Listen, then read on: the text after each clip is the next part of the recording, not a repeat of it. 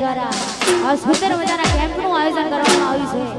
અમારા ભાઈઓએ તમારા માટે આવું રૂપ કેમ્પનું આયોજન કર્યું છે. તો ભાઈઓ માટે ગાવું છે એટલે હે કરવા છે મને આ કુરસું કરવા છે મનાલું આ કુરસું ઠાકોર નો દીકરો દિલદાર છું.